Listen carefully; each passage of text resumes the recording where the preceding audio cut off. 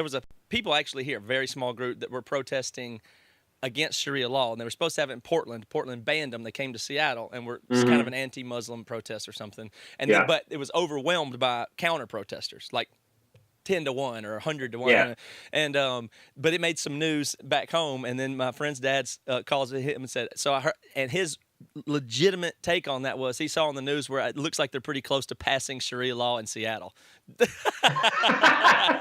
and he believed it. Right. He thinks Seattle is so liberal that would be feasible, that they're so crazy that they're going to actually he thought they were lobbying to get Sharia law passed, like as if that was what so liberal that it wants to be a conservative, theocratic Muslim enclave, right? So I and it's a complicated world, and I find myself right in the middle of it, and I'm interested. I love a lot of the stuff that you do, and I look up to you as somebody who navigates these things with I think it's the confidence with which you're willing to put yourself out there and say things and do things that aren't going to necessarily be well received, but if anybody's taking you seriously and honestly, they know that you're not the racist. They have to do gymnastics to actually say that you're the racist or bigot and those things. And the people that are occupying that space seem to me so important. So I like to try to be as confident as I can. I was saying on a podcast recently that growing up, I used a ton of racial slurs. I did. Like if you just had audio of me, you'll hear them. I've said them. I went through my. I actually went through my house recently, was finding old stuff. I have some Confederate flag stickers and a belt buckle. I own one. It's just something. What did you think that they meant, Matt, when you used to have them? Oh, I didn't actually really want to do that. Go into this, but okay. I just, man, it's a touchy topic to even talk about. I understand, but I thought it was cool. I didn't think of it as a symbol of hate. I don't ever think even. That's what I'm saying. Even when I was on the playground and we would use racial slurs here and there, those weren't bad words, but fuck and shit were bad words. And I didn't want to do that. Racial slurs, you just heard them enough to where it didn't seem that bad, and it just seemed normal. So anybody that's being honest would understand that it was common, at least in the 80s, in that kind of way. And was the school integrated? Were there black people in the school? There were, yep.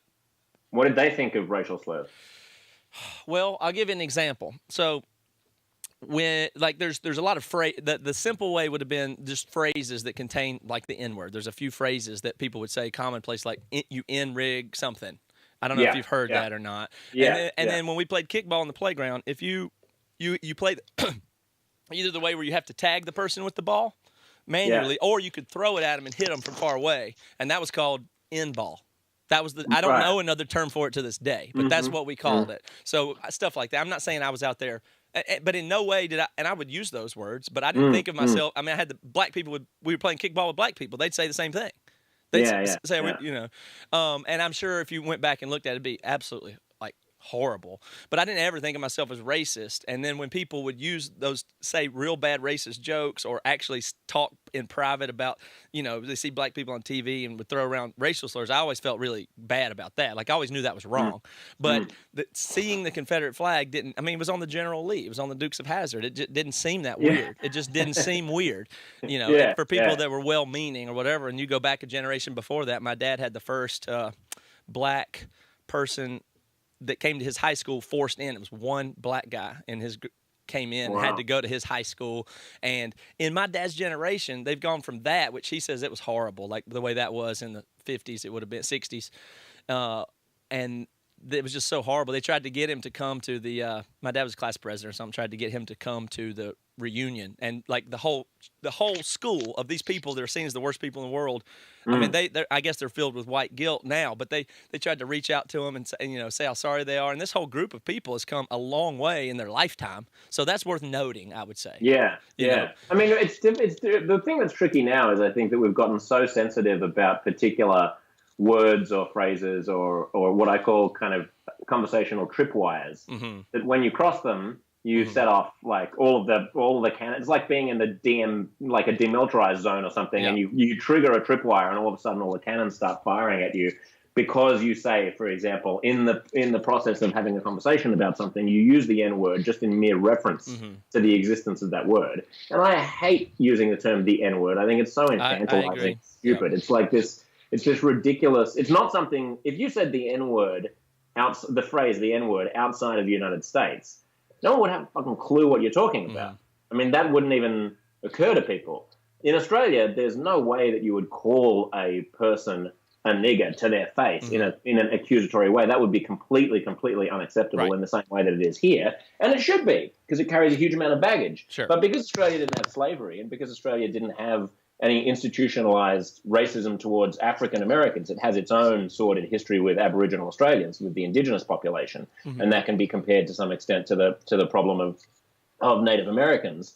But because there's no history of slavery or anti-African Australian racism in Australia, that word carries no baggage and there is no legacy of it. So the idea that you wouldn't even be able to utter it because it's magic, because people are going to be upset, because even mere reference to it is going to cause fragile people to fall apart, is really bizarre. And I think the problem there is that it actually conflates. We've become so hypersensitive about this stuff in the States that we're conflating mere usage of controversial words with actual racism, the likes of which you're talking about existed in your dad's day, and which still exists all over the place. I mean, there are still people who actually think that black people are inferior and don't deserve the same opportunities as white people. But that's a different claim than than pointing to systemic racism and the existence of white privilege in kind of subtle ways, and the conversational intolerance that we have towards people using words like the N-word in conversation. And I think that the more hysterical we get about policing people's behavior and language and using the correct transgender pronouns and fighting for the bakers that have to make the birthday, the wedding cakes for gay people, and ensuring that no one is allowed to create toilets on a university campus that is only for all of that, I think, then tarnishes the legitimate aspects of the progressive movement and makes life more difficult for genuine anti-racists and genuine progressives, because it essentially emboldens people who might be willing to support Donald Trump or far-right candidates. And I think Trump is a disaster and a calamity, and I think we should be doing everything that we can to kind of reassure wavering Americans who might be sympathetic towards the alt-right or towards Trump that the left is not just a big namby-pamby, schoolmarmish, finger-wagging brigade of idiots who are going to jump down your throat just because you happen to use the wrong transgender pronoun, or you happen to use the N-word in conversation, not in an aggressive way. What matters is what's in people's hearts, and I think we've lost focus on that. Yes, absolutely. And you mentioned that in there, that you confer the meaning of first of all, the words themselves are important, and then I just can't stand words becoming less and less able to be used. It really frustrates me as somebody that cares about language and communication. The more stuff you put off limits, I mean, it's almost the Confederate flag's almost in this boat. I'm not a defender of the Confederate flag. In fact, I would call myself a progressive person in the sense that, I mean, you should make progress and learn. And I feel like we were doing that until recently, till 2016 and 17. I feel like we were. I thought it was kind of happening. I'm very disappointed by the polarization of where we're going. But part of it is, I think there's 10% on each side that are obnoxious, and most of us are just afraid to talk honestly, and that's a huge problem. So that's why I think it's important to say. And same, like, for instance, the Confederate flag being on the General Lee on the Dukes of Hazzard show, it wasn't intended of anything other than just it wasn't trying to make a statement. But if you made a TV show today and put that on there, you would have to be a maniac or a monster or a racist. Well, I mean, It'd be a different. It's not the same thing. It was in context at the time. Like, I got into an argument on Twitter with somebody who was objecting to my defense of Bill Maher for using the N-word on TV. A couple of months ago, I guess. And someone was saying, like, that's not a word that should ever be uttered. And, for example, what about the Confederate flag? Do you think that the Confederate flag should ever be flown above a state house or in front of or shown on a Google image? I mean, can't even show it, But that's the interesting distinction, right? And I said, I think that to fly the Confederate flag is the equivalent of using the N-word in an act of aggression, or saying, like, I believe in this interpretation of race relations. Right. But to say that you can't ever use the word nigger when you're just talking in conversation the way that we are right now about the existence of the word, to me is a little bit like saying that all images of the Confederate flag should be erased altogether, including from encyclopedias and including from, So what? We're just going to delete it completely because it's so offensive that we can't even talk about. What if you go to a museum? Then they should be able to display the Confederate flag in a museum so that you can understand the context. What is troubling about the Confederate flag is not the existence of that image. Yes. It's what the existence of that image is used to mean when it's flown proudly by people who are intentionally using it to be a form of speech. Yes. In the same way that if you call someone the N-word to their face, then that is an act of aggression in a way that simply discussing it in conversations is not. So I think that that's a fairly good analogy. Like, use these terms in order to talk about them or in order to understand them, and don't prohibit them in that context, but understand that that's different. And both left and right have to understand that that's different from using them in an act of aggression or using them to entrench the kind of power structure that's existed for the past few centuries. Mm-hmm. Absolutely. In the same way that you confer meaning from the fact that you uttered the word is the same as the way people confer you are invalid or lumped into a category simply because you associate with or have on the podcast somebody who, that whole thing where the people you associate with and their views are now conferred to you is a similar it's a similar problem, I think. Well, that then depends also on how you have the conversation, right? I mean, if you said something now that I deeply disagreed with, then it would be my obligation, or rather, if you were on my podcast, for example, it might not be my obligation as your guest. Maybe I'd be more polite than that. But if you were on my podcast, it would be my obligation to challenge you and then to dig into that. And then if that disagreement got wider, then the disagreement would become more and more stark, and we would stake out our own positions and we would figure out what each other believe, but we would hopefully use the conversation as a mechanism to really burrow into what it is that we actually think about things. I think the problem that also exists at the moment, especially in podcast land, is that sometimes there are just shows where you have somebody on and they just talk and they're given no pushback or any real sense of agreement apart from just whatever it is that you want to agree with them on. And then all of a sudden they've just had that platform for 3 hours or whatever, and then they go their merry way. And I think there's a legitimate criticism as people get more and more skeptical of mainstream media and more susceptible to the idea of fake news. And as there's more and more content and as more and more of us are getting our information from people who already think like us on Facebook, we're more and more siloed into our social media bubbles and into our political bubbles. The country is getting more partisan. This kind of what I call a conversational chasm is growing, where there are people who are alt-right Trump supporters can't even talk to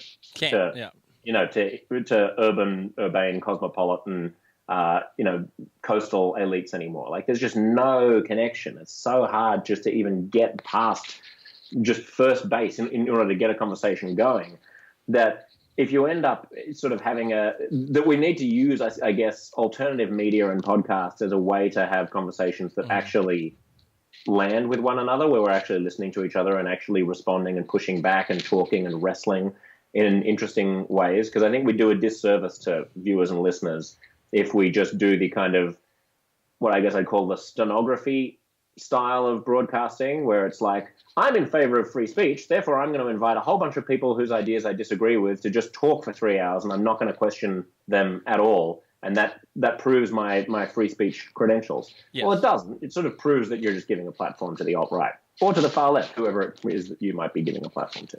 Yeah, so I've just kind of stumbled into not this arena, but even podcasting and things like that.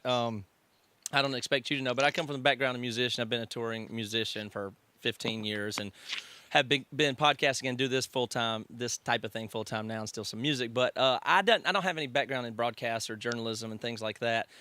What I've always cared about and liked about is talking and discussion and intellectual conversation. That's what you do most of the time when you're in a band. You just sit on tour buses and you meet people that you could never imagine that you would meet and be around, and you're forced in to sit with them for days and days and weeks at a time. And it's just unbelievable. People I never thought I'd be able to know or get along with, or ideologically totally different, and then you wind up So I'm real interested in this space, and I just enjoy talking and listening and stuff like that. But I don't.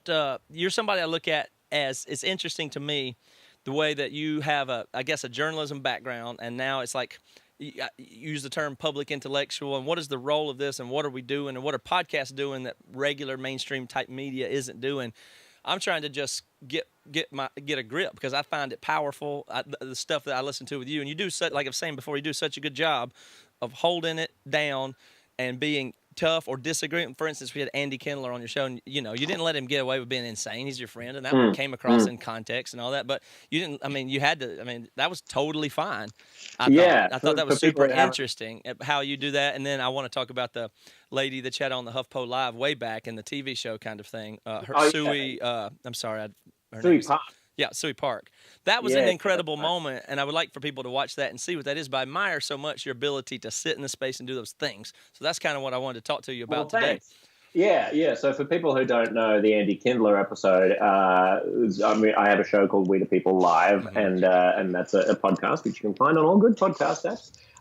And Andy Kindler is a great comic who was a regular on Letterman, who was an employee of Letterman, used to go out and do bits on Letterman's show, and has since become quite aggressive on Twitter as a pro-Muslim, or rather just an anti-bigot. He really perceives himself as being anti-bigotry and anti-Trump and so on. But part of that has become a real dislike or loathing of anyone who criticizes Islam. Because he really doesn't like people who criticize religion. He's quite pro, just let everybody believe whatever they believe. And that would include for him Sam Harris and Bill Maher, for instance. That's right. So Sam Harris, who's also a friend of mine, and I say that not to drop names, but just to put context around why I was so aggressive towards Andy in some respect, was that I have a lot of time for Sam Harris. He and I have worked together and are friendly together, and the idea that someone would be consistently bad-mouthing Sam and what I think is misrepresenting his ideas about Islam by claiming that he's motivated by anti-Muslim animus in some way, when in actual fact he's just sort of an intellectual critic of all religion, but specifically concerned about the theology of Islam as it gets enacted in jihadism and extremism and violence and deeply conservative, anti-feminist, homophobic strains of Islam around the world. I had Andy on the show, I guess a few months ago, and Andy and I kind of, butted heads, and that became a bit of a thing. And then the other thing that you were talking about with Suey Park, I used to work on HuffPost Live when that was a going concern. I was one of the founding producers and presenters on that, which started out as like a 12-hour-a-day online streaming talk news network, essentially. And people may recall that a few years ago, Stephen Colbert did what I thought was a very funny joke in which he was making fun of racists. So it was at the time when Dan Snyder, who's the head of the Washington Redskins football team, established a foundation for Native American, like a Native American charity, basically, in order to prove that he was not racist against Native Americans, because everyone wanted there was a push to rename the Washington Redskins because that was regarded as being offensive. And so Stephen Colbert came on and said that in order to prove that he's not racist against Asians, which was a criticism that he had because he has this hilarious character called Ching Chong Ding Dong, who was him doing a bad Asian impression. He said, I hereby announce the formation of the Ching Chong Ding Dong Foundation for Orientals or whatever. Orientals or whatever, yeah. And that was the gag with him in character as his Colbert Report conservative character. So sure enough, that got people angry, and the person who was leading the charge was a young, early 20s Korean-American activist named Suey Park, who I had no idea who she was. I didn't know anything about her. All I knew was, and it was a very, very quick interview, she was going to be coming on to explain why she wanted Colbert to be cancelled. She wanted the whole show to be cancelled because she thought this was offensive towards Asians. And I was simply trying to explain, or trying to see if she understood that he was being anti-racist by making fun of Dan Snyder's racism. Right? I mean, that's what satire is. You take an intentionally ridiculous position in order to show how absurd it is. And I couldn't for the life of me understand why a person would want someone fired for having made a satirical point like that. And then she started pulling out during the interview, I know that you as a white man couldn't possibly understand the hurt. And for me, when people pull out the you as a white man couldn't grasp X, or I as a insert identity here, that to me is just such a bullshit dick move. Yeah. It really is. It's not. It's anti-intellectual. It's stupid. I'm not saying that people don't have different experiences. Yeah, if you're an African American, you probably have different experiences of racism than a white privileged Yale law school dick does, right? That's fine.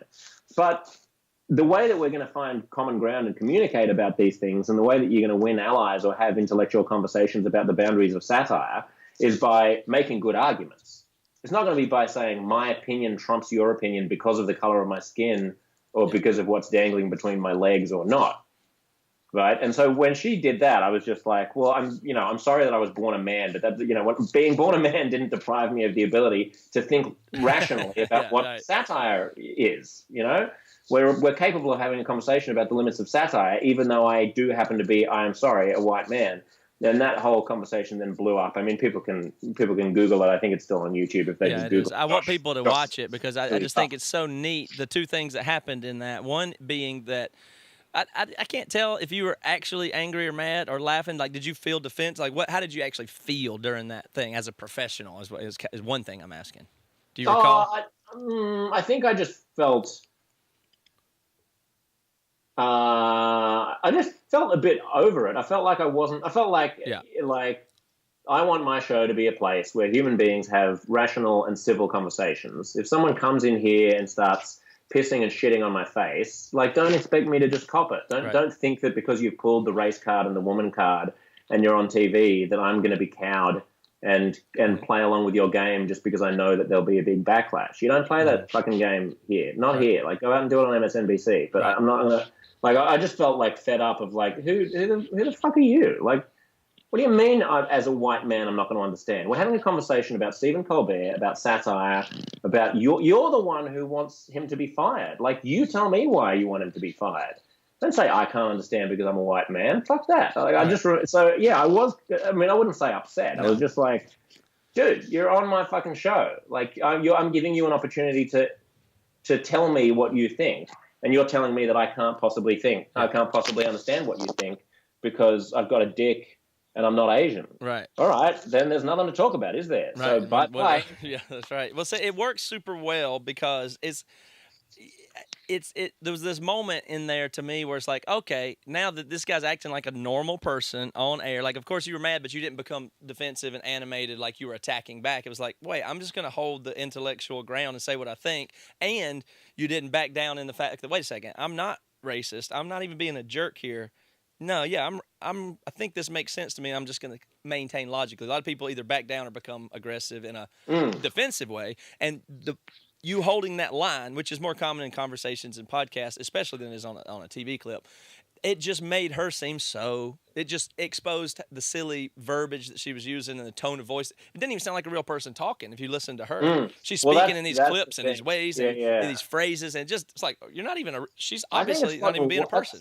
I mean, I don't want to keep banging on about her because I don't know anything about her. And some people say that they've heard that she's come around now and is more regretful of she was a young kid as well. Well, just the style of communication is so the importance of I'm not banging on her either. I don't know anything about her, but that mentality is very common. And more importantly, in media and in TV, it's just you're getting this this stuff that is just so fake. And every single day, more people are going, wait a second, that stuff's fake. That's weird. It's gotten weird. I think it's gotten much worse. I think that was a bit of a canary in the coal mine because I think now, when you ask what it was like in the moment, I think what it was like in the moment is actually something that we now experience almost every day if you work in the media or if you work at the coalface of progressive politics. So you spend a lot of time in that, I don't know, the identity politics space, which is we've just become a bunch of identities babbling at each other fundamentally. All I remember thinking during that interview was oh, she's not even engaging with me as a in my ideal world, people would engage with each other as a couple of brains, right? We would all reason with each other as if the other person was capable of reason and was capable of understanding where we're coming from. And then together we would grope our way towards some kind of mutually agreed upon vision of reality. But all she was doing was, you are the box called white male and I am the box called woman of color. And those two identities will just keep bumping up against each other, and there's no attempt or desire or need to try to break out of those boxes and find any kind of common humanity because you are white male and I am woman of color. Well, that I think is just deadly. That is toxic to being able to construct any kind of civilization worth living in.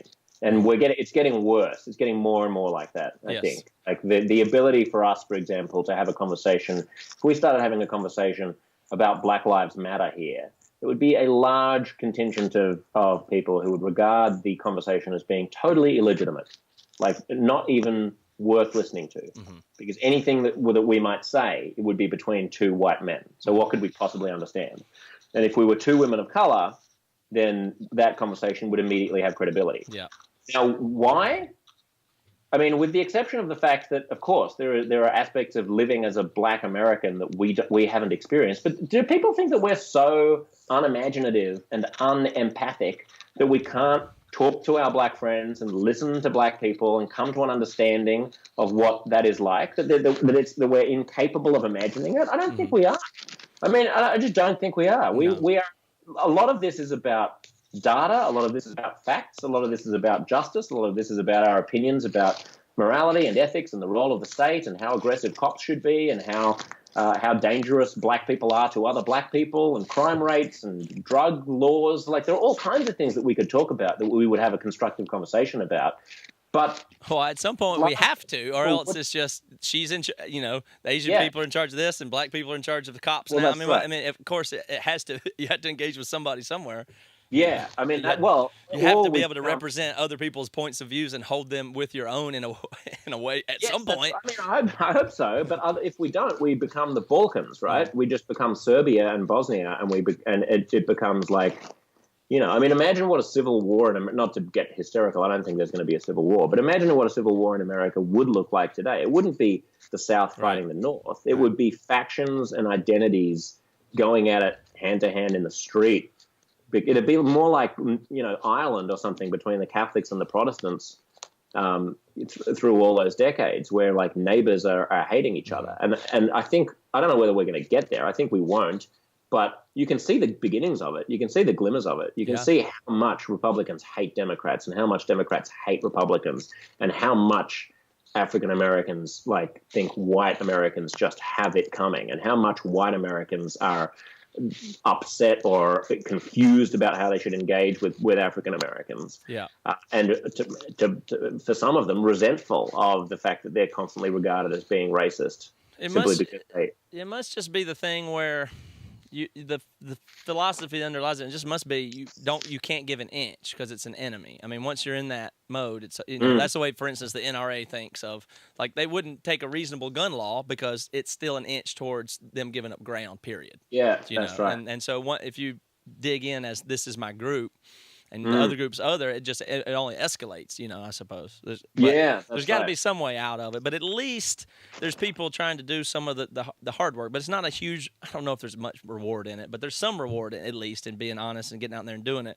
But I'm curious, how did you start in journalism, and how do you think about the difference in like what journalism is and what TV is and what public intellectual stuff is and the roles? This is an area that I'm like, what are these things? Like, what am I doing? Just talking to somebody about opinions? Is that stupid or useless? Or what do people need to be? How do you see those things? Yeah, no, I think it's useful. I think conversations like this are very useful because they're a good entry point. Like, not everything has to be journalism. So I started out in journalism a little bit by accident. I didn't want to be a journalist per se, and I'm actually not a journalist. I don't think it's correct to say that I am, because I've never had a beat. Like, I've never been a reporter, right? I've never been a fact-checked reporter with an editor who's asking me for my sources and stuff.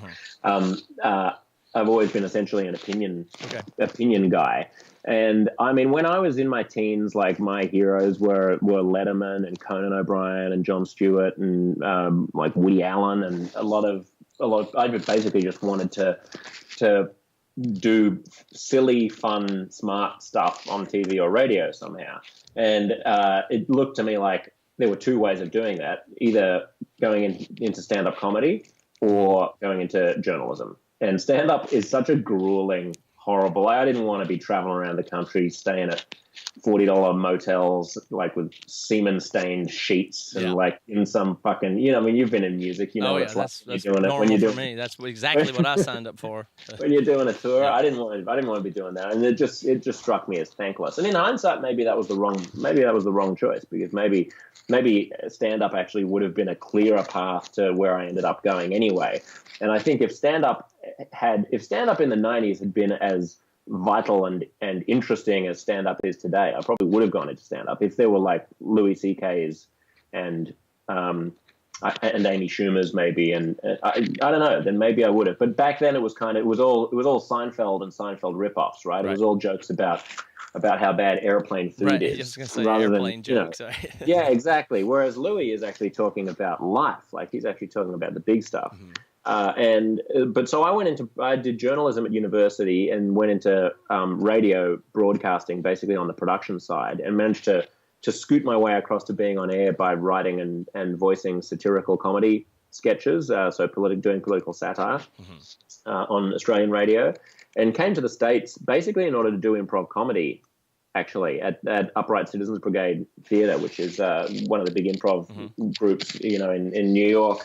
Founded by Amy Poehler and a bunch of other people, and so I did that. I did all the classes there and have performed there with Amy Poehler and other people, and that was like hugely informative and instructive in terms of me learning how to listen. I think the most important thing about broadcasting is actually just listening to what the other person is saying, and improv is a good training ground for that. So if people want to go into broadcasting, I would definitely, or really anything, I would encourage them to do some improv at UCB or Groundlings or Second City. I'm glad to hear you say that. I took an improv class recently. I'm going to take more, and I have a whiteboard up behind you can't see, and I wrote as big letters as I can on there, listen. so I know to listen while I'm podcasting. So I'm on the right track with those two. That's great. But I think improv is super great for everybody. Yeah. So you've moved, through journalism into, I mean, where you're at now is a whole new place. So you still do TV and stuff like that. So after improv, I got a show on Discovery Science Channel briefly, which was called Brink, which was it was basically a rip-off of The Soup, of like Talk Soup, right? But for nerd news, and that lasted for 3 seasons. And then HuffPost Live was being launched by the Huffington Post, where they were trying to figure out what to do with what I guess a new incarnation of conversations about what's going on in the world would look like if you didn't know anything about television or radio and didn't have any preconceptions about the way that broadcasting already looked. And that was great. I did that from 2012 until last year. And it was really towards the final year of it that I thought I should just be podcasting, because what the future of conversations actually looks like is this sort of thing, is like podcasting and online streaming and much more independent stuff. And that's how We the People Live came about, as a way of thinking, what would a smart, funny conversation about what's going on look like in the 21st century? So when you ask like what is the role of journalism and like media and the changing face of media and broadcasting and what you're doing, I really think the only thing that actually needs to be carved out of that space and given a special kind of jigsaw piece of its own is traditional old school journalism, by which I mean the New York Times, the Washington Post. Those would be the 2 biggies in the United States. The Guardian in the UK, the BBC, PBS here, like places where people, I think there's a lot of misinformation at the moment amongst people who are concerned about fake news, who don't understand what newsrooms are like. But like the New York Times newsroom, Donald Trump tweeted the other day that like when you hear people say, when you read a news story and it says that sources say something, be aware that the journalists have just made up those sources normally. Right. That could not be further from the truth. That could be true if you're reading Breitbart, but it's not true if you're reading the New York Times or the Washington Post. Those reporters go out and they source things extremely, extremely thoroughly. They usually need at least 3. Their editors need to know who the sources are. They are professional institutions. So I would keep that in a separate bucket so that we don't kind of taint real news with the kind of bullshit that you and I do. But I think the bullshit that you and I do is valuable in order to have a stimulating conversation about ideas. but it's not the same as strict journalism, which I think needs to be kept on.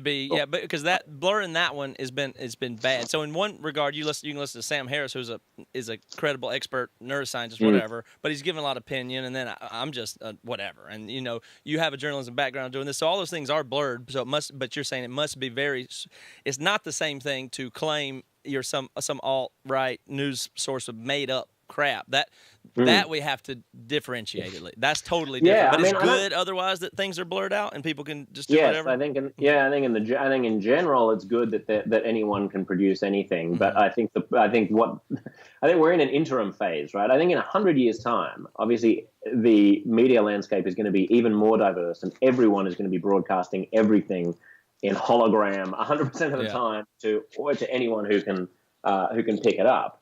But I think by then we will have understood, or we'll have systems in place, or we'll have education in place that people will be able to understand how to filter the facts from the noise, right? And they won't feel so inundated. At the moment, we've suddenly, just within the past 5 or 10 years, found ourselves in a situation in which anyone can broadcast anything, but nobody has any fucking idea how to figure out what's true and what's not, or what opinions are worth listening to and which aren't. So we're all like floundering around in the dark, bumping into the furniture like blind people, and a lot of people are just latching onto things that seem true-ish because they get shared them on Facebook, or they hear Alex Jones say them, or they hear some entertaining person on a podcast say them, and we're not yet trained. We haven't done like media.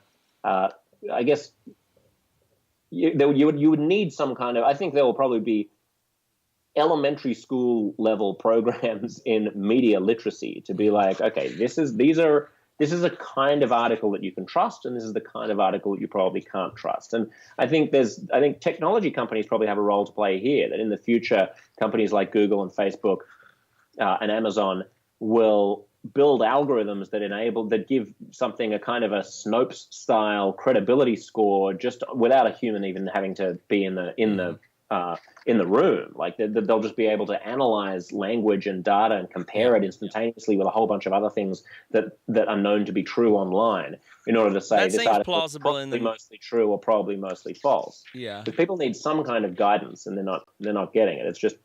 It's just crazy. But that doesn't mean that the crazy won't ultimately lead to a better world. Yeah, I think so too. And it seems like one of the reasons that conversations are working or can work is because you can kind of. There's a calibrating effect to hearing, for instance, somebody's body language and tone of voice, and obviously improvised. The fact that you're not regurgitating talking points, although you're fluent in these topics, I'm sure. You clearly are just responding to my questions in real time, so people have an ability to trust that. Plus, there's the body language thing, and just being able to do it in long form. You're able to do that. Plus, there's so many different outlets. There's people I listen to that are libertarian, this or that I think are pretty good. And if there's a big issue comes up, I don't necessarily identify with them or everything about you or anybody else, but I will go listen to 3 or 4 people that are talking about a new thing that's happened, and then I know how to calibrate what I would think based on these 3 people that I consistently listen to and know what they would think. Now, I'm not as far as them on that, but that lets me know it's a calibration kind of effect that yes, that's right. I think listening to more than one source is good when it comes to opinions about things. But just that you get to know the person that you're listening to all the time. Like, here's this guy. I'm always to the left of where this guy is. Okay, well, then I listen to him, and sometimes I'm closer and sometimes farther, but at least I can get a grip before I go out in the world and start talking about it. And then the other thing in there that's interesting is the problem has been exposed, and maybe it's a good thing and an adolescent part, but right now, the lazy thing to do, the shortcut is to attack the position fundamentally and not engage with it. Like to say, oh, that's invalid. So you said Snopes before. Well, let's say what's wrong with Snopes then. Now Google's using Snopes to verify facts. Okay, well, let's talk about, instead of trying to fight these specific facts, we'll try and discredit Snopes as a shortcut. I mean, a lot of conservatives I've now heard say that Snopes is biased, and there may be some. I think it's funded by someone who they think is left wing or something, which may be true. But it doesn't even matter if it's true. It's just easy to attack. The fact remains that the fact checking behind Snopes is valid. This is the other thing that I think people need to be aware of. Yeah, it's not great if something is funded by, say, Rupert Murdoch. If you don't like Rupert Murdoch, right? But that doesn't mean that everything that publication does is corrupt or untrustworthy. And similarly, it doesn't, like, I think people focus too much on where the money's coming from and think that everything is corrupt. This is something that you'll hear from like the Young Turks and the kind of the Bernie Sanders wing of the progressive movement as well, which I have a bit of a problem with. So even if it's true that Snopes is funded by a left-wing radical, you can take each page of Snopes.com and you can ascertain whether or not it's telling the truth and whether or not the fact check is correct or invalid. And if you go through 1,000 of those and they're all sound, who gives a shit who's funding it? In the same way, like, people will say, oh, you can't trust, say, the Wall Street Journal because Murdoch owns it. The Wall Street Journal does incredible reporting. Now, their opinion page is extremely right-wing, extremely conservative for me, but they do amazing feature stories. And if you were going to throw out the Wall Street Journal because you think Rupert Murdoch is too right-wing because he owns Fox News, you'd be missing out on incredible journalism. So I guess this is a way of saying journalism is not a person. Journalism is a process. Journalism is a thing you do. In the same way that intellectual honesty is a thing you do. No one is perfectly intellectually honest, right? Is Edward Snowden a journalist? I mean, in some respects, what he did was an act of journalism. What he did was an act of defiance by blowing the whistle on something that he thought should be open for national debate, that he thought was secret for the wrong reasons. And he handed that over to responsible journalists who could then sift through all of that information and release it to the public in a responsible way, unlike Julian Assange, who just throws everything up on the web and has no journalistic instinct whatsoever. Like, Julian Assange is a monkey throwing shit at the wall, and Edward Snowden basically is behaving the way that I think a journalist ought to behave in figuring out what's important and then delivering that, even though he's not a journalist. That's interesting as you say that journalism in itself is a process, and in the sense that it's not a person. That's illuminating to me. It's similar that science is a scientific method. Science is a process. Exactly. And I run in a lot of Christian circles.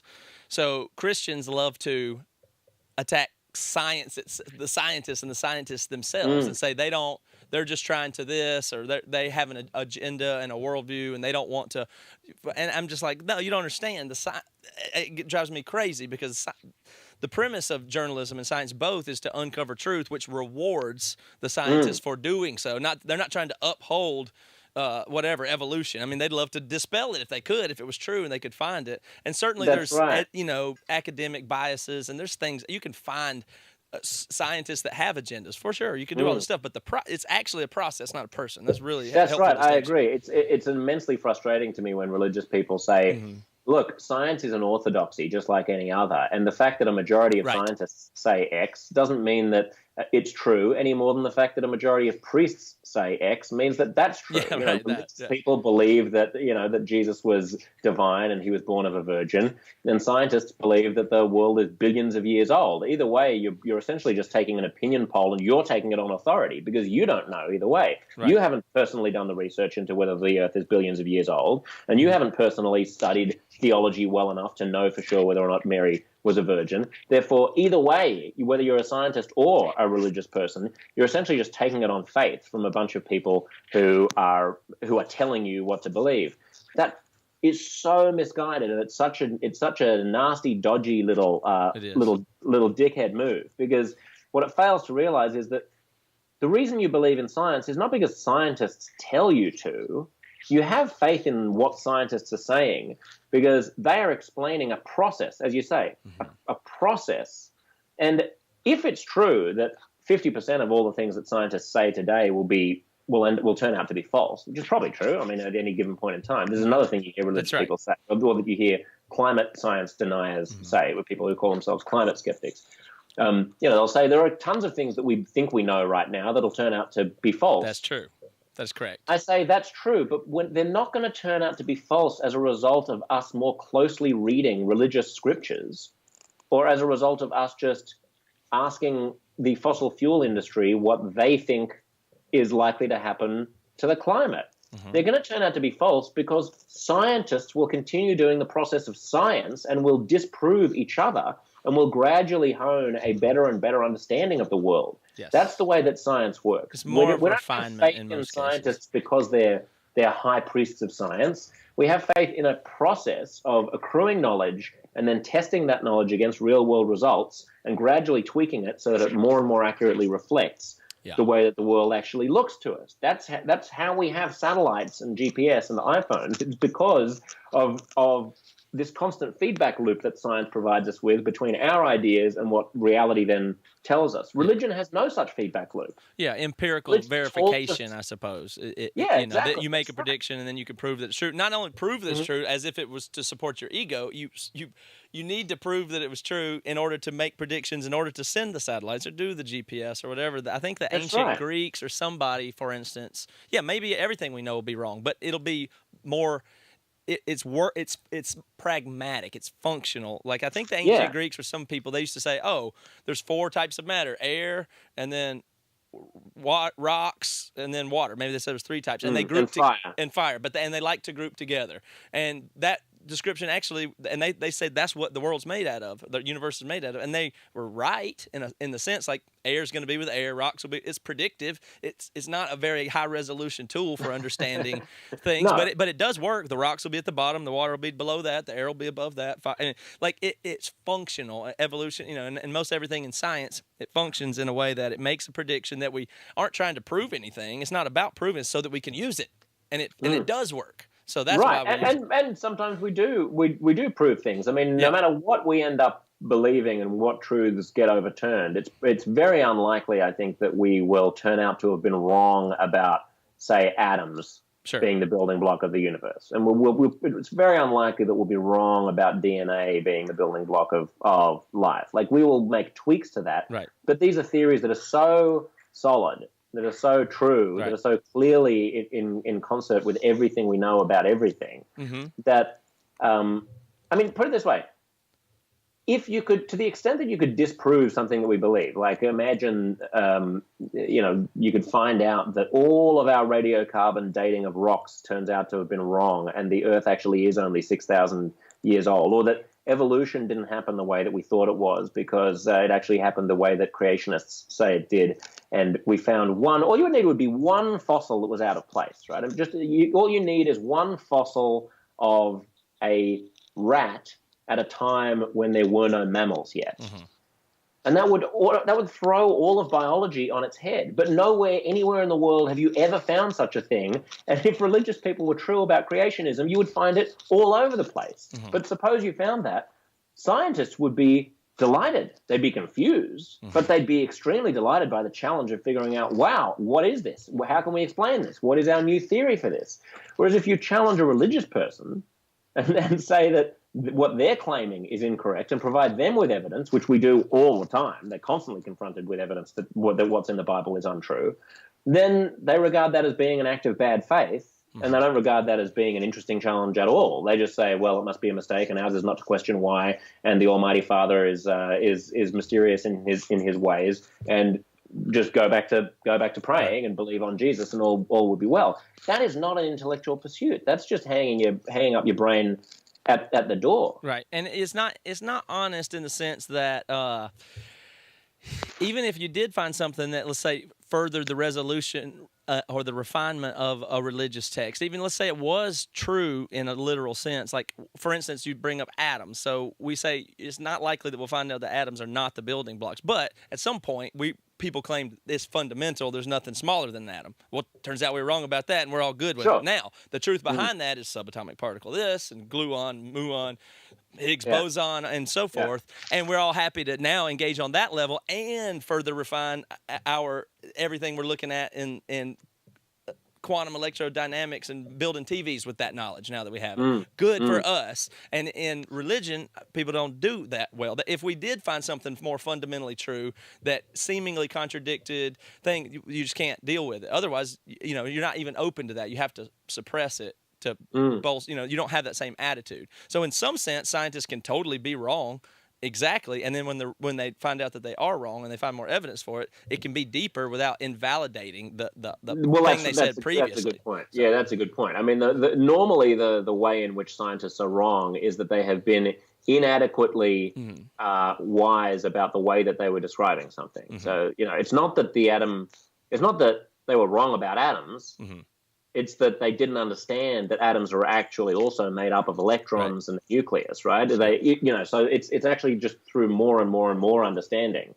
I mean, I don't even understand how there's still an argument about religion, really. I don't even understand how people are still religious. I honestly don't. It's just baffling to me. It's so fucking dumb. And I'm not talking about. Let me be clear. I'm not saying that the idea of there being some vast, ineffable, incomprehensible consciousness that lies behind the whole cosmos is ridiculous. Like, I don't know. I mean, I really don't know. I'm essentially agnostic to the idea that when I lie on my back in a field and get stoned and gaze at the night sky, like, I am as tripped out as anybody about what on earth is this whole thing for? Why does this even exist instead of nothing? Why are there so many stars? What are we doing on this little speck of dust whizzing around this little ball of burning gas on an outer spiral arm of a galaxy in a universe populated with billions of galaxies, and there are billions of stars just in our galaxy? I mean, it's mind-blowing. And if you didn't have a sense of kind of reverence towards that borders on the spiritual or the transcendent, I think you would be lacking something in your human, in what it means to be human, right? So that is that sense of magnificence. And then just the fact that we are conscious, not only that all of that exists, but that we are made out of the stuff that is built inside of stars. I mean, most of the universe is just hydrogen, and we are all of these little heavier elements like carbon that are produced inside stars that have accreted on this little rock and have evolved through natural selection to be self-aware enough to even be having the conversation that we're having right now, and to be looking back. We are matter looking at and thinking about matter. I mean, all of this is extraordinary. So I have no problem with people getting their rocks off in having some kind of a quasi-spiritual epiphany like that. But the idea that all of that is adequately or best explained by books that were written thousands of years ago in the Middle East that told mythological fairy tales about people walking on water and turning water into wine and parting seas and being born of virgins, when those same kinds of mythical fairy tales have been told in every culture all over the place, very similar sorts of stories. And religious people seem to ignore all of those other stories in all of those other cultures and think that they're just fairy tales, except for the one in their own culture that they happen to have been born into, that is miraculously, magically the one that actually explains the nature of the whole universe and cosmos. Just, I can't believe that so many people are that fucking stupid. Well, Josh, I'm going to have to tell you this. You will have reached a really interesting audience with this. I think I wouldn't be surprised if most of my audience are those people. And I would go farther to tell you. I want to hear from them. I want to understand Well, I just think it's so neat that we can have this conversation in that regard, that they get to hear that from you in a way. I mean, you know, that's the place that I come from, and to be honest, I am a Christian. Like, that is, I mean, I have some of those mystical and goofy beliefs, but I acknowledge that they're goofy, and I'm way more into the empirical part of science. And my favorite stuff to consume is you and Sam Harris, and I actually have no disagreement with anything that you said there whatsoever. Except for the part where I must be really fucking stupid. Other than that, but I don't think I have any just. Well, hang on. But do you believe that Mary was a virgin when she gave birth to Jesus? Well, I'll answer it slowly, but maybe I might actually. I'm not sure. Like, I used to would have said. On what grounds would we believe that? Right? Like on the scale of 100% belief, like I 100% believe basically that you are a real human being and that I'm having a conversation with you right now. And that you are not just an avatar, a computer-generated avatar that's been created in my computer, right? And I 100% believe that my name is Josh Zepps, and I'm currently in Los Angeles, California. I maybe 50% believe, I don't know, some story that the Australian Aborigines might tell about their migration patterns that happened 50,000 years ago. There's no reason not to believe it, but it's been passed down by, verbally from a long time ago, and so it might just as well be myth. That's sort of 50-50. I might 90% believe that the Napoleonic Wars happened the way that we think the Napoleonic Wars happened, because there were a lot of different people. I'm very, very disjointed from the actual happening there. But, you have to constantly, what philosophers call, conditionalize your credences. A credence is a maybe belief, and conditionalizing is just putting it on a scale of certainty. So we go through the process all the time, like, how certain am I that X happened or that Y is true? And the further you go back in the past, and the further away from you get, and the thinner the documentary evidence is of something, the lower and lower your confidence that it's true has to become. So, and then also how absurd the claim is also has to factor into it, right? Yes. So if the claim is that 1,500 years ago Muhammad flew to heaven on a winged horse, that's an extremely unusual thing to happen. So if someone tells me that a horse had wings and flew up into the sky, I'm going to need quite a lot of evidence, even if it happens today. Right. The idea that I'm going to believe someone who tells me that it happened many, many, many, many hundreds of years ago on the other side of the planet, and there's no real documentary evidence of it apart from people who were writing about it hundreds of years later, makes me very skeptical. And the fact that the Bible was written, most of it, hundreds of years after the death of Jesus Christ, by people who had never met him and didn't know him and didn't know anyone who knew him, makes me curious as to why people would think there's good, credible reasons for believing that the extraordinarily implausible, magical stories in it are anything other than stories. Right. No, I'll give you, essentially all that, as I will agree with you, and I'll still hold in what I'll acknowledge there's a tremendous amount of cognitive dissonance that may exist, but has to be at least worked through. So most Christians, if you had to give them that survey thing that you would give degree of confidence to, they would, out of duty, check 100% sure on all of them in order, or something like that. And I couldn't be farther from that. I'm not certain of anything spiritual, even the existence of spiritual, anywhere close to as confident I am that the atomic number of lithium is 3. Like that. Those are not the same things. But that still, it's still something that. The only way I can describe it is, given all apologetics and all logic and all those things, you have to give the things, like for instance, you would say it's possible that there's something outside of materialism. You wouldn't give a super high confidence that you're sure that there's not. So that, right? The fact that materialism is all that there is, and our consciousness arises only out of our atoms and molecules and subatomic particles and quantum phenomenon, you wouldn't give that. You're not 100% on that, so you might even be close to 50, but that doesn't thwart anything that you say on that. And so maybe me and you meet at 50-50 on that, like, I don't know, or 75-25. Yeah. And then as it gets down to, was Mary actually a virgin, or was there an error in the reporting there, or translation, or whatever, you got me. It wouldn't. But for me, Matt, the difference there is that with the question of whether or not materialism is all that there is to explain consciousness, you and I are both essentially equally completely in the dark, as is every human being who exists. I mean, we just don't know. And there is no expert who could tell us, because we don't understand what consciousness is yet. What gets different for me is when there are fact claims right, that either happened or didn't happen about history. Yep. I mean, even if you were Mary's next door neighbor 2,000 years ago, you would have no decent way of knowing whether or not she'd been screwed by someone else when she gave birth to her baby, right? I mean, even then, if she said, "Oh no, I'm a virgin," and she had a baby, you'd think, "Really? I'm not even sure that makes it to 50-50." Oh yeah.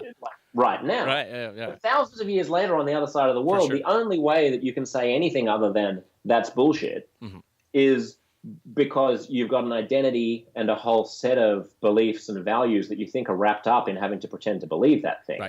Right? I mean, you think that if that's not true, then Christianity isn't true. And if Christianity isn't true, then what is my community founded on? What are we all doing here? Where do we get values from? The whole edifice of a whole bunch of other stuff that you believe starts to get cracks in it and starts to fall apart. I think that's why people bullshit themselves about believing things that they know deep down they can't possibly know. I mean, if there's one thing that we know we can't know, it's what death is, because we don't even know what consciousness is yet. So what happens to me after I die? We know we don't know that. We know we don't know that. Correct. And religious people are the only people who claim that they do know. Yeah, well, they do know what Christians claim. They do know what happens after we die.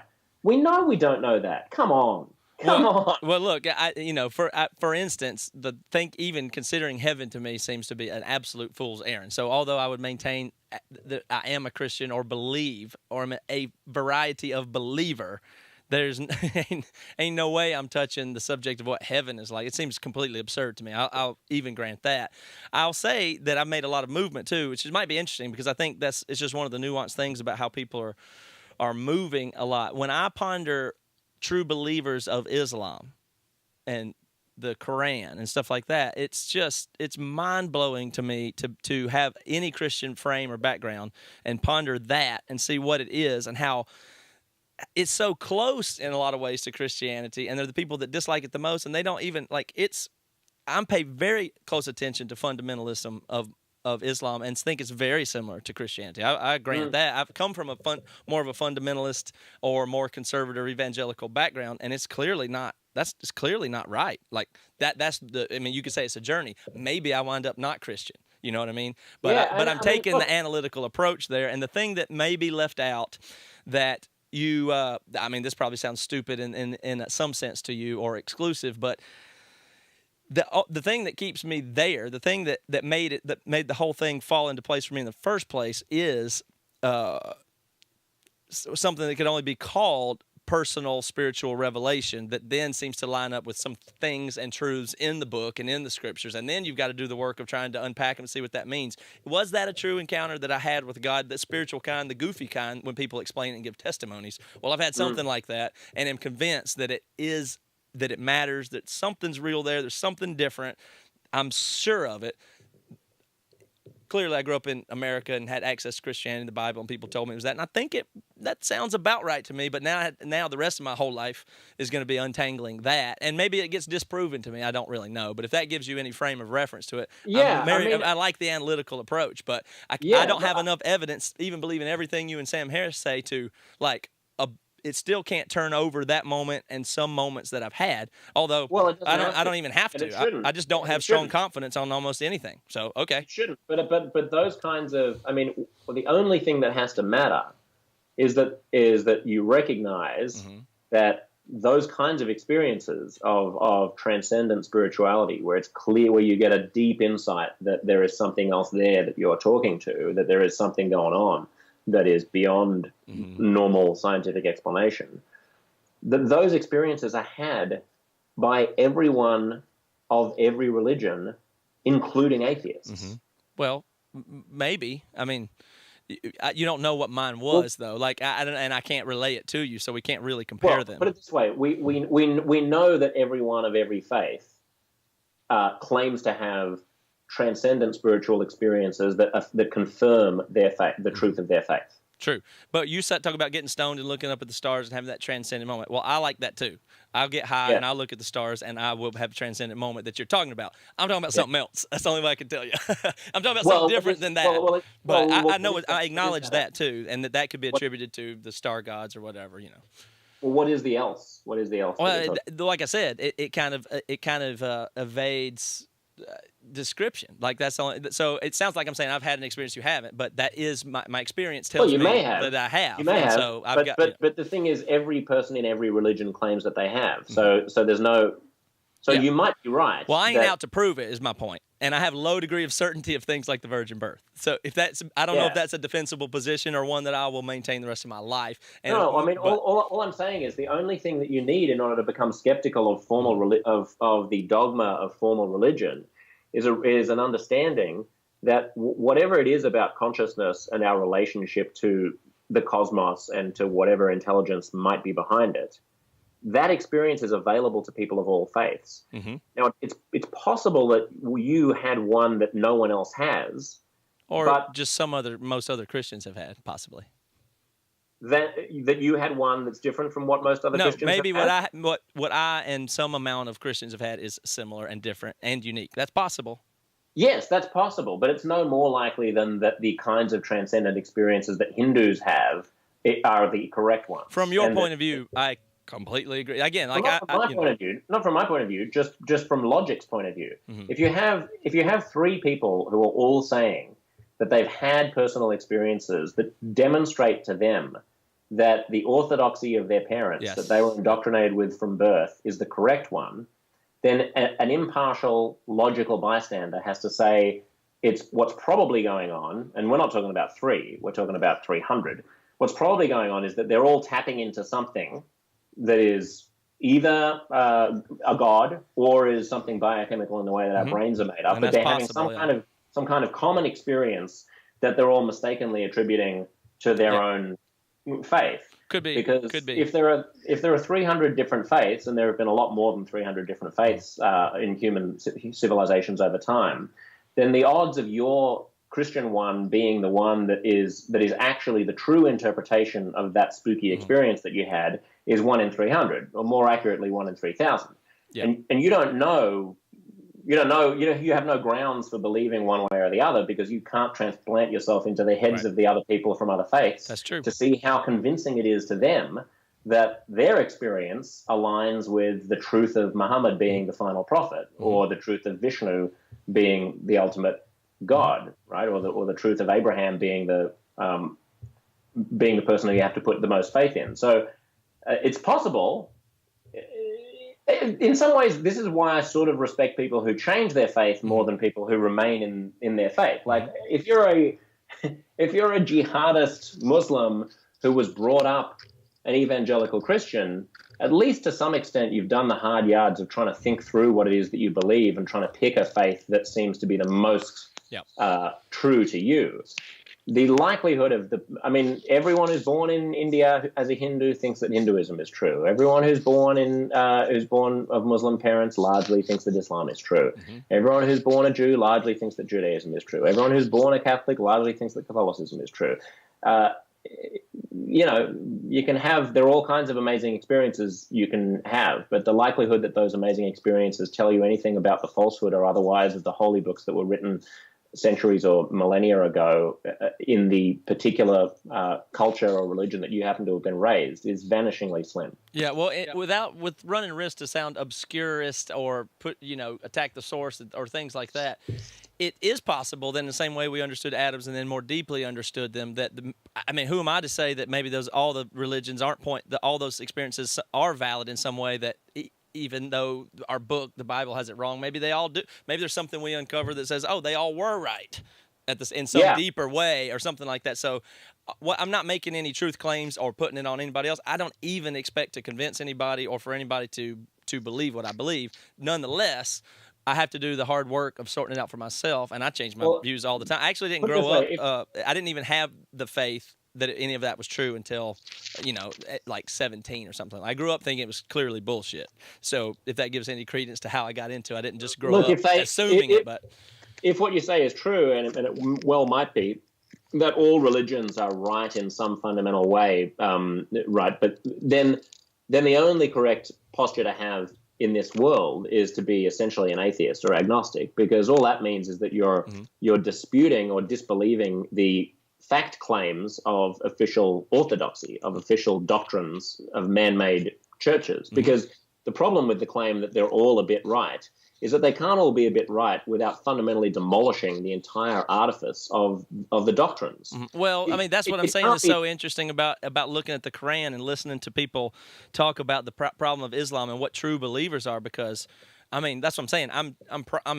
I'm enjoying thinking through this and having to do the work of it, because clearly there's a problem there with them being true believers, and the way they're reading their text has to be wrong. So then when I look at I try to use that as the objective case. Like, hey, do I really want them to read it as true believers and think all these little details? Well, then I cannot expect to read mine as such either. Is kind of the way that I take that. Yeah, the religions are mutually exclusive. Most, at least the big monotheisms, are mutually exclusive. If the Quran and the Hadith are the ultimate word, then the Christian Bible is wrong because it didn't foresee. Or we could be reading it wrong as reformers, and people would. Well, the words are wrong. The words are wrong. Yeah, you can always squint and look at it and twist it, reinterpret it, and throw bits out, which we always do. Of course, that's how we get modern civilized ideas out of the Bible. Well, for instance, I don't hold that the ark had the animals in it, and I don't. That's clear. I can't. There's no way I can think that actually happened. Right. So. that's the tension of it. Yeah, and I wasn't even trying to bring that up to debate this. And if you want to debate it all you want, you'll win. I won't. I'm just admitting the intellectual part of me working through it and thinking about it. I think is interesting that you can sit here with me and we can discuss even this. And my audience is getting to hear. I just get a huge thrill and kick out of it. And I don't listen to you guys in order to bolster my opinion and find the counter argument. I literally agree with you on almost everything you ever say. That not everything you ever say, but the other podcast I do is called the Bad Christian Podcast, and it's kind of a Christian reforming movement. And there's a lot of people there. There's a lot of people they're like, wait a minute, this stuff is bullshit that we've been doing. It is, and it's, we can look at it, we can talk about it honestly. Because if you can't do that, you can't do it. I mean, you can't do anything. Sorry for that. So this whole process is interesting for me. And like I said, I don't know. Maybe I'll wind up not non-Christian in the future. It's possible. So yeah, I mean, in some ways, I think the most open-minded spiritual perspective is just to be. I sometimes put it this way and say that I'm an atheist towards formal religions, and I'm an agnostic towards the existence of some kind of God. Yep, I would go far enough to say any fundamentalism, including Christian, is bad. Wrong, bad. But then I don't really understand what the whole point of the thing is. I mean, either the creator of the universe wrote a book or he didn't. Well, I don't really understand saying, well, the Noah bit is wrong, but I'm going to believe the Mary as a virgin bit. Like, I mean, either this is a divine text or it's not. I mean, either there's a consciousness behind the cosmos which wrote a book, or the book is just like any other book, like Shakespeare or like a Beethoven symphony, somehow kind of divinely inspired in a metaphorical way by human creativity, but not actually true. Well, or it combines or contains some of divine revelation as told or even tainted by human writers and time and technology and translations. It could be that. It could be, but if that's the case, then there's no point in trusting any of it because we don't know which bits are wrong. Except for the part where you can't escape that it seems verified to you internally, which is, again, you can't translate to another person, and the things that you learn and as you apply them pragmatically bear out. I'm not saying scientific. But then you're just talking about essentially a good philosophical text. I mean, you could say somewhere in between a good philosophical text. Right. I think it's somewhere in between a good philosophical text that contains truths to glean stuff from, and not all, but not pure fiction. Maybe somewhere in between, and that's where I currently feel. And we just have to try to do the best we can to figure it out the best we can. But anyway, I mean, I think that you're only giving credence to improbable historical claims because it's too hard to face up to what it would mean for all of the other good philosophical stuff. Yeah. If those truth claims were false, if it were just a book written by a bunch of medieval peasants from thousands of years ago, then that raises all kinds of other threatening questions to a whole bunch of other stuff that you believe about Christianity, and that's why you're still pretending that there is any reason for you any credence to historical claims about truth that there's no other reason to believe in. Yeah, well, there could be facts in there that are true that I think are not true. That's also a possibility, but I think it certainly feels verified. It feels reasonable, and I don't have a way to not believe it based on my personal experiences that there's not something more to it that I had to do the work of untangling is the shortest way. But what if your personal spiritual woo-woo experiences affirmed that the Noah story was true? Well, I mean, I don't see how they could do that. Well, by whatever the mechanism is. I see what you're saying. Like if I was Christianity is true. Okay, so in that situation, I'd be whisked up to heaven and seen a vision, and I actually saw the ark go and go, "Holy shit, that was real." Well, no, I'm not saying that. I'm just saying that you said a few moments ago that you've had personal experiences that you can't really share or articulate that reveal to you that Christianity is true. What if you had the same such experience that revealed to you that the Noah's Ark story was true? Yeah, well, I mean, I'd have to at least the work to do there. You know what I mean? I couldn't say, but I don't believe that. You can't help what you believe to some sense. For instance, you can't do me a solid favor and be a genuine believer in Jesus for the next 2 hours for an experiment. That's not one you're capable of doing. Like you could say, I'll try. I wish I could. I can pretend to, but you can't Yeah. actually do the work of believing something you don't believe. And I'm just trying to be vulnerable enough with somebody I know that could destroy me even intellectually that But that I I think can't believing help is but different believe what I from, believe. And I think believing is different from unbelieving, though, isn't it, Matt? I can't force myself to believe that Jesus was divine for 2 hours. But if you told me something that disproved something else that I believe, I would find it easy to stop believing in something. Yeah, you're right. That would if be. you showed me evidence that that Tsar Nicholas II of Russia actually, had never existed, and that whole period of Russian history had been fabricated or something, I could severely doubt that. Right? You can, and if you get all the way down to a one, you're going to get at some point still down to a philosophical thing where it's a skeptical mindset versus hopeful, and I'm primarily skeptical, which is why it's an interesting ride for me. But at some point you're going to get down to, well, 1% certainty, but have hope, and that's a philosophical mindset. Or you're going to get all the way down to that because you're not actually going to empirically prove something didn't happen. I'm not, you know what I mean? Like that's right. You can say it's low likelihood of factual certainty and still not conclude a materialist worldview, for instance. That's right. And I do think that anyone who proclaims to have certainty that consciousness is purely a byproduct of chemical and physical processes that has nothing, that there is no mystery there, is being just as arrogant as a person who claims, as the theologian who claims to know what happens to us after we die. These are not things. There are certain things that we just cannot know. Yeah, and I think consciousness is really the biggie. It was not my intent for that even to really come up. That's not my interest. It wasn't the thing I saved for the end of the podcast. I just found it worth noting that just the thrill it gets me to have heard you be able to say the stuff you do to the audience that I have, which is probably largely more conservative than I actually personally am. And at that point in itself, it makes me, it just makes me excited. No, I love it. It's really interesting as well. I like coming on shows which have a slightly different audience because there can be a little bit of an echo chamber effect, exactly. right? Yeah. People listen to me and they listen to Sam Harris and they listen to, I don't know, Richard Dawkins' speeches and, and there can be a tendency to kind of hear the same old stuff over and over. But I think what it's important for us all to be talking into different silos. Right. For instance, I don't spend any time listening to sermons on podcasts, but I mean, I listen to you guys' podcasts and all the stuff out there in the purely genuine way of it's what I want to listen to, and that's where my mind often mainly is.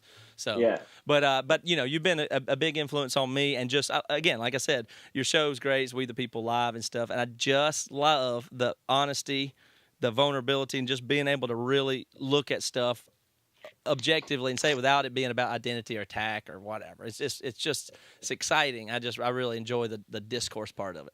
Well, thanks, Matt. It's really great to be here, and I've really enjoyed chatting about all this. Cool. I like that we managed to get into theology. Who'd have thought? Yeah, I was gonna avoid. In fact, I don't even do religious stuff on it. We do the Bad Christian podcast where we do all that, and this is what I do, so I can talk about the stuff I actually think about and care about most of the time, which is science, technology, music. That's what I like, actually. That's where I spend my time thinking. And but I live in and have been in this culture of actually I come up through something like a Christian band, and it's just that culture just drives me so crazy, and it's so cool to see that even in that community, people can just do their thing now and talk about it, and let go of things that obviously seem harmful or bad, and we don't, it's all that stuff's been really fun. So. No, it's fascinating, and I think people who come from that background and have an experience growing up around the kinds of communities that you've been familiar with are the people who are the best placed actually to articulate these kinds of ideas in ways that resonate with people who need to hear them. Because if it's a Sam Harris or someone like me who have essentially always been secular, then often it goes straight past, goes straight. It doesn't even land with. Well, like I said, I started not believing in it, and then I did believe in it, and now it feels like I'm coming off of the ride a little bit, to be honest.